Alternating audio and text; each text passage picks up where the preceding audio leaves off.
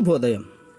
Global బెతేనియా Calvary ministry తరపున ఈ ఉదయకాల సమయంలో మరొకసారి మీ అందరితో కూడా కలుసుకొని దేవుని యొక్క పరిశుద్ధమైన మాటలు ధ్యానించటకును దేవుడు నాకు ఇచ్చిన మధురమైన అవకాశమును బట్టి దేవునికి ప్రత్యేకమైన వందనాలు తెలియజేసుకుంటూ ఉన్నాను. ఈరోజు కూడా పరిశుద్ధమైన వేద గ్రంథంలో నుండి మరొక చక్కటి మాటను చదువుకుందాం. మొదటి కొరింథీయులకు రాసిన పత్రిక 11వ అధ్యాయము 26వ వచనాన్ని నేను చదువుతున్నాను. దయచేసి గమనించమని ప్రభు పేరిట మనవి చేస్తూ ఉన్నాను. మొదటి కొరింథీయులకు రాసిన పత్రిక 11వ అధ్యాయము 26వ వచనము. మీరు ఈ రొట్టెను తిని ఈ పాత్రలోనిది త్రాగునప్పుడెల్లా ప్రభు వచ్చే వరకు ఆయన మరణమును ప్రచురించెదరు. దేవునికి మహిమ కలుగునుగాక.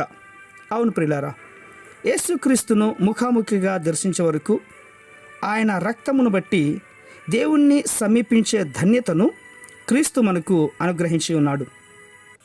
యేసుక్రీస్తు యొక్క శరీరము ఒక్కసారే అప్పగింపబడటం చేత మనము పరిశుద్ధపరచబడి ఉన్నాం.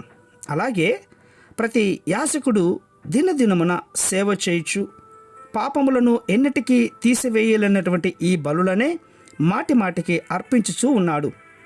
ఈయనైతే పాపముల నిమిత్తమై సదాకాలము నిలుచు ఒక్క బలిని అర్పించి అప్పటినుంచి తన శత్రువులు తన పాదములకు బలిపీఠంగా చేయబడుటకు కనిపెట్టుకుని దేవుని యొక్క కుడి పార్శ్వమున కూర్చొని ఉన్నాడు. అవును, ఒక అర్పణ చేత ఈయన పరిశుద్ధపరచబడిన వారిని సదాకాలము సంపూర్ణలుగా చేసి ఉన్నాడు. ప్రియులారా, యేసుక్రీస్తు యొక్క రక్తము పాపములను క్షమించే రక్తపు ఊటగా ఉంది. యేసుక్రీస్తు యొక్క రక్తము విశ్వాసులను పరిశుద్ధపరిచే సాధనముగా కనబడుచూ ఉంది. యేసుక్రీస్తు యొక్క రక్తము సేవకులకు శత్రువుల మీద జయమిచ్చే యుద్ధోపకరణములుగా ఉపయోగపడింది కూడా. అవును, మనలో ప్రతి ఒక్కరిని యేసుక్రీస్తు యొక్క రక్తము ద్వారా దేవుని కృపాసనమును సమీపింప చేస్తూ ఉంది. అది కృపకు నిరీక్షణయై ఉంది ప్రియులారా. ఎందుకు అంటే పాత నిబంధన కాలంలో ప్రత్యక్షపు గుడారము అన్నటువంటిది, అతి పరిశుద్ధ స్థలము అన్నటువంటిది ప్రాముఖ్యమైనది. ప్రధాన యాజకుడు లోపలికి వెళ్ళి మహిమగల దేవుని యొక్క ప్రసన్నతను దర్శిస్తూ వధించినటువంటి గొర్రెపిల్ల రక్తంతో సంవత్సరానికి ఒక్కసారి మాత్రమే అతి పరిశుద్ధ స్థలములోనికి ప్రవేశించేవాడు. అయితే మనము ఇప్పుడు ఏ క్షణములోనైనా కూడా దేవుని యొక్క కృపాసనము యేసుక్రీస్తు రక్తంలో సమీపించగలుగుతాం. ఎందుకంటే వధించబడినటువంటి దేవుని గొర్రెపిల్ల ద్వారా మనకు లభించిన ఆ మహా గొప్ప భాగ్యం ఎంత గొప్పది అంటే యేసుక్రీస్తు వారే మన కోసమై రక్త బలిగా సమర్పించుకున్నారు ప్రియులారా. అందుకోసమే ఆ రక్తము బహుశ్రేష్టమైనటువంటిది, బహు విలువైనటువంటిది.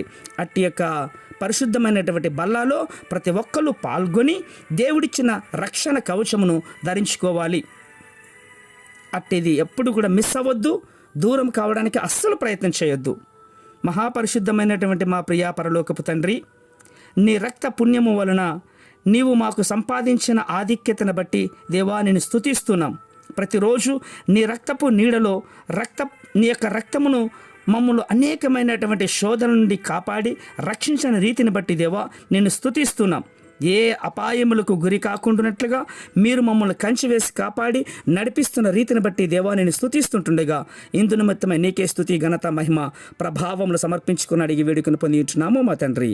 ఆమేన్, ఆమేన్, ఆమేన్.